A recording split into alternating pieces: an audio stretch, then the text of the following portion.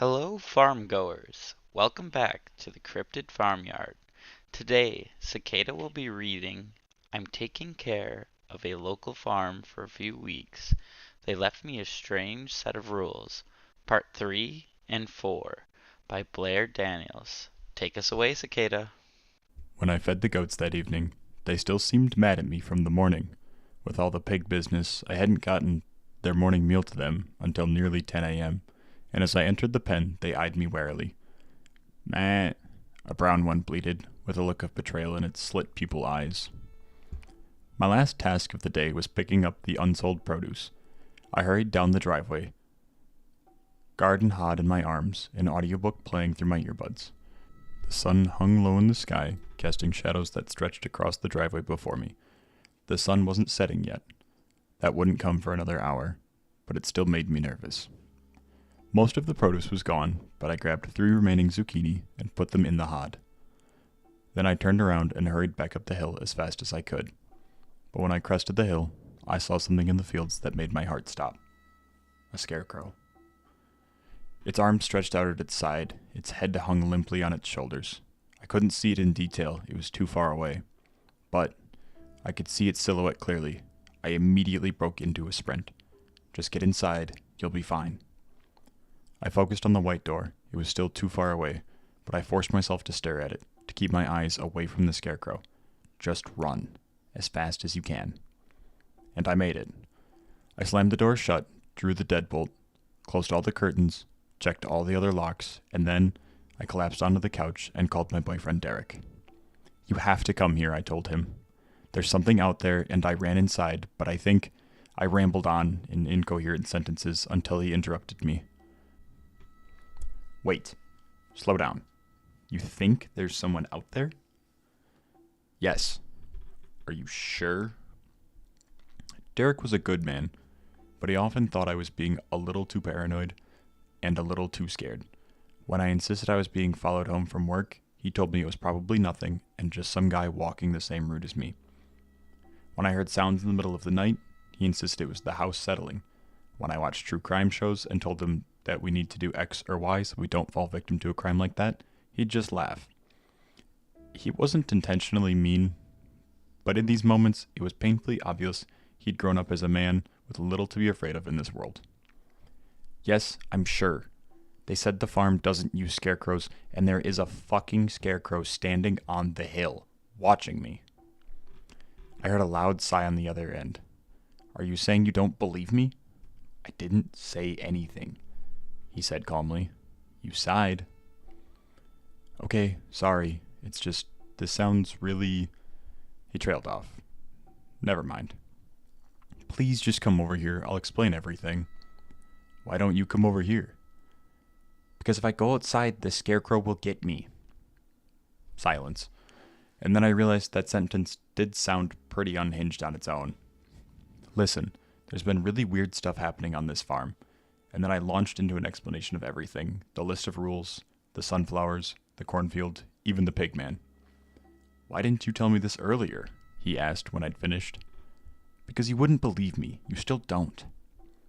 "I'm trying to, just, this sounds like a lot of ghost story type stuff, you know?" Another sigh.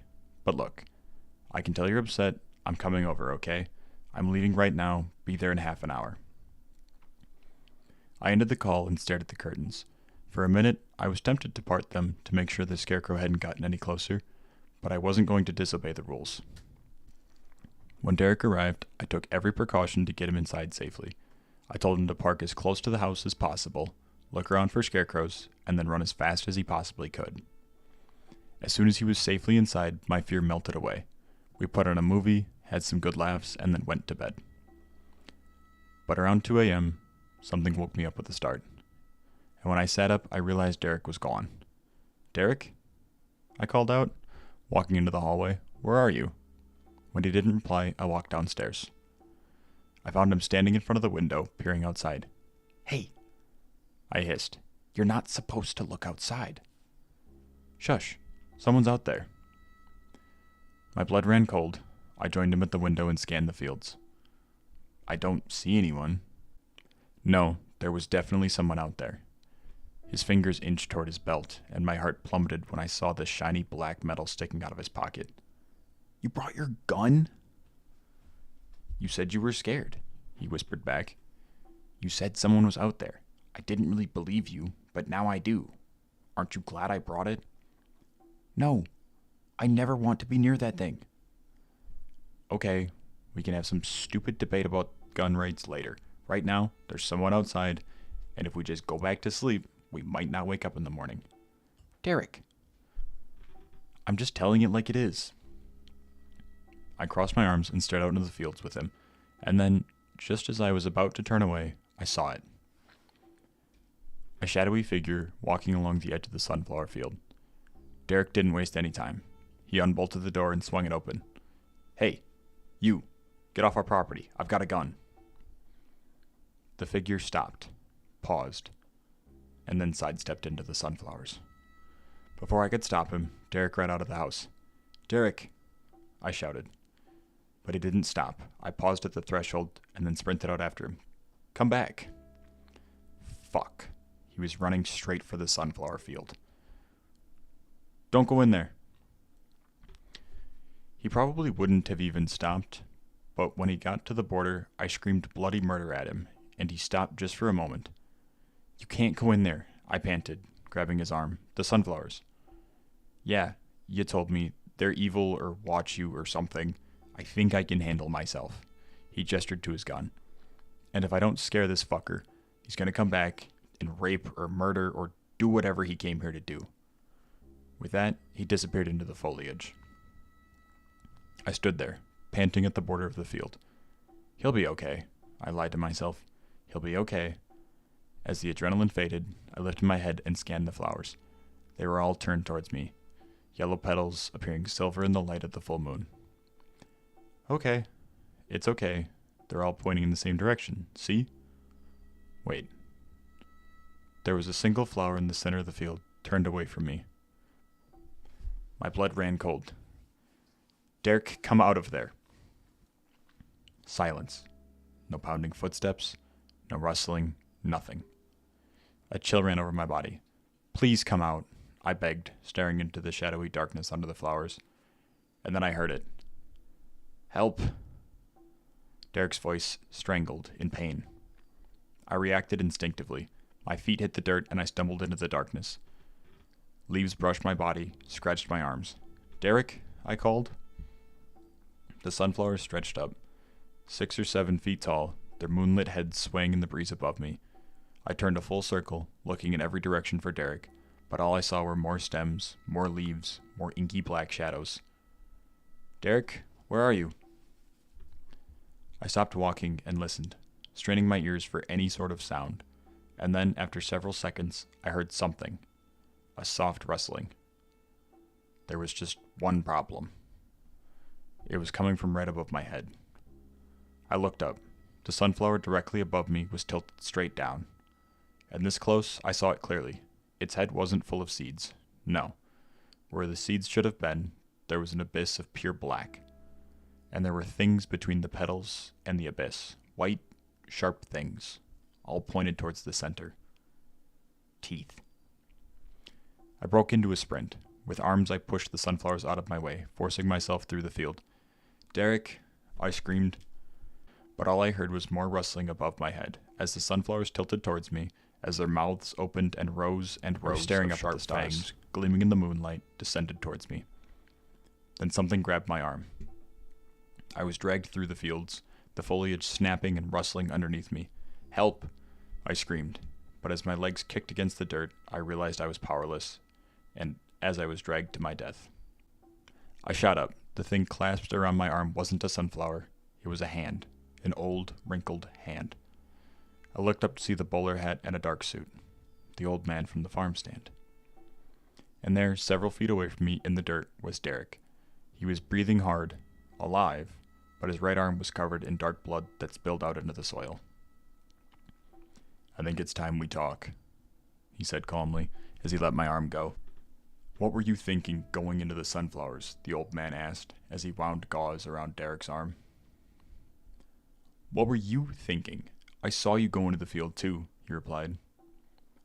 I went behind the field to hide from the crazy man with a gun. You were lurking around here at 2 a.m. What was I supposed to think? Derek shot back, grimacing in pain. And you, the old man said, pointing squarely at me, you should have known that if he couldn't kill whatever was attacking him with a gun, going in after him was an idiot move. I just wanted to save him, I said, arms crossed. Oh, so you were armed too? No. He shook his head.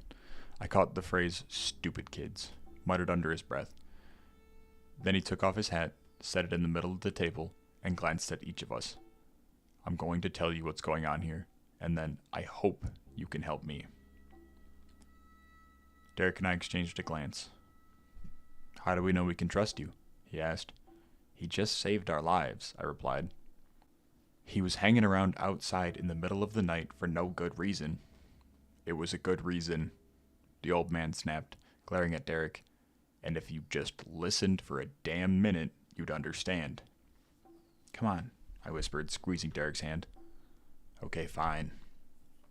The old man straightened himself and then began to speak. The Gershons started this farm almost 20 years ago. They bought the plot of land from an old widow who had lived here her entire life. She didn't want to sell it, but she needed the money. Well, they drew up the contract, but at the last moment, they changed the paperwork and tricked her into selling it for half of the price. When she realized she'd been tricked, she cursed the land itself, but they just laughed. They didn't believe in curses or superstitions or the supernatural.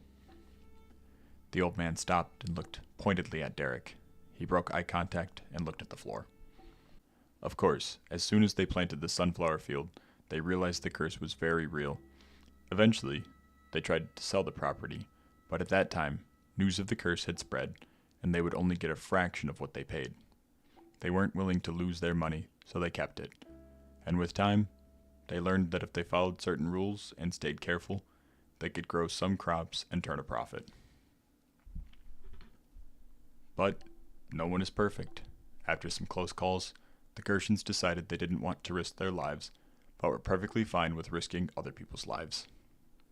So they started hiring people to tend the farm. They preyed on the weak, the disadvantaged, the desperate.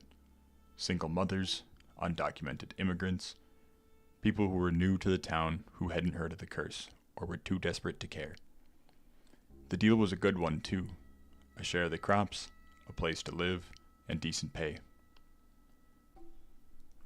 This is where I come in.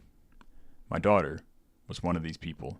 She was a single mother, and I was terrible. He paused and swallowed, as if swallowing emotion, but his face remained static. I wouldn't let her and her son stay with me when she was evicted from her apartment. I thought it would cause too much conflict with my wife, and I was trying so hard to make it work.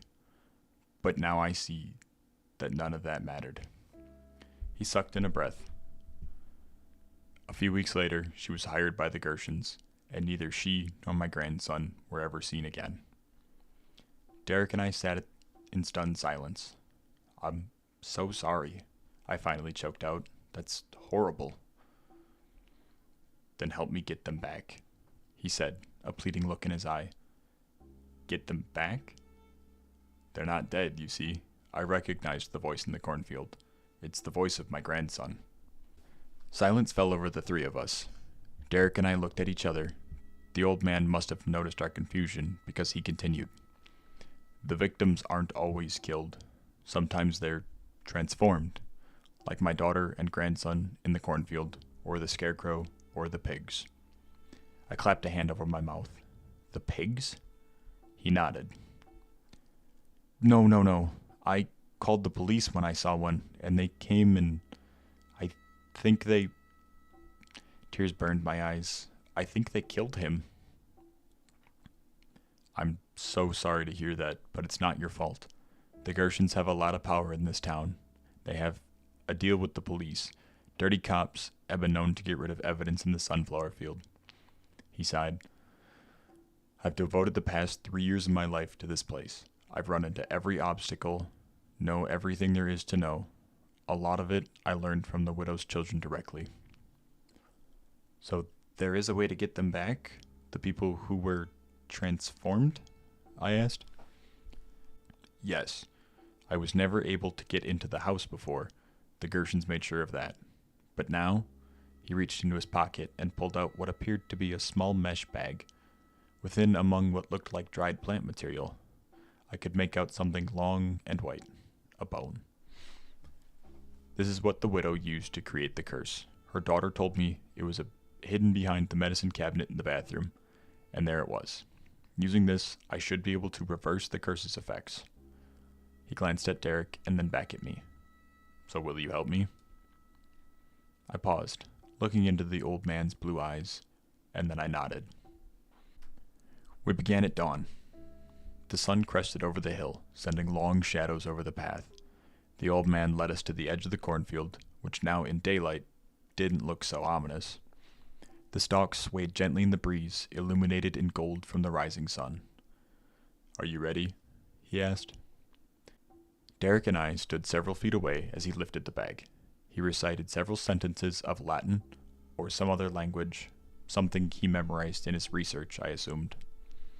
He nearly shouted the last sentence, then he dumped the contents of the bag on the ground. The dried leaves scattered in the wind, the bone twirled in the air, then bounced to the dirt. For a minute, nothing happened. But then I heard it, a soft rustling from within the corn. Slowly it grew louder and louder. I grabbed Derek's hand and squeezed it, bracing myself for some eldritch horror to come out. But it had worked. A woman walked out of the corn, tall and thin, holding hands with a smiling little boy. I watched, my eyes welling up with tears, as the woman hugged her father, then as both of them hugged the little boy. Come on, the old man said, wiping his eyes. It's time for you to come home. The old man started down the driveway, towards the main road with his daughter and his grandson in his wake. Dread twisted in my gut. Something felt off. He was just leaving, without looking for others, without even a glance in our direction. I scanned the farm, but I didn't see anyone emerging, didn't hear any voices. Hey, I called out, what about the others? The old man stopped and turned around. He wasn't smiling. I'm sorry, he said. My heart sunk further. What do you mean, you're sorry? The curse can't be reversed, he said, his blue eyes glinting in the rising sun. The only way to free someone from the farm is to give someone in their place. No, he doesn't mean... I'm sorry, the old man said. He put his arm around his daughter. She looked back at us with sadness in her eyes, holding her little boy's hand. And then he continued down the driveway. Don't walk away, I screamed. Emily, Derek started. Come back here right now. Emily. This time Derek's voice had an odd quality to it. It was muffled, raspy. I whipped around and froze. Straw was poking out of Derek's mouth. No, I screamed, stumbling over to him, but it was too late. His skin was sickly gray, his eyes were glassy and blank, and his lips, they almost looked as if they'd been drawn on with marker. I watched in horror as the man I loved turned into a scarecrow. Derek, I sobbed, please. His body was still above me, arms stretched stiffly out to his sides, flannel shirt stuffed with straw, burlap head hanging limply on his shoulders. And then he moved. His head swung wildly towards me. His eyes now were nothing more than buttons, fixed squarely on me. I ran as fast as I could towards the house, but I could feel something changing inside me. Everything felt off balance. My legs felt all wrong, bending and twisting underneath me. I stumbled inside and collapsed to the floor, crying. But I knew I was changing too. For some reason, my changes are happening more slowly than Derek's. But when I look in the mirror, I can see the changes. My nose is longer, my ears are twisted, my skin is pinker. So I tried to type this up as quickly as I could. Please, stay away from Gershon Farm. Don't buy their stuff. Don't go to work there. Don't do anything. Run as fast as you can and never look back. I would say more, but it's getting harder to type. The space between my fingers is melting away. My hands are growing stiff. In just an hour or so, they will be hooves. And I will have no way of communicating with the outside world. So please, whatever you do, don't come to Gershon Farm. For more information on the author and other stories like this, click the link below. If you want to hear our thoughts on the story, check out the banter episode on your screen now. Time to round up the livestock and bar the barn doors for the night. Good night, and if you hear scratching outside, ignore it.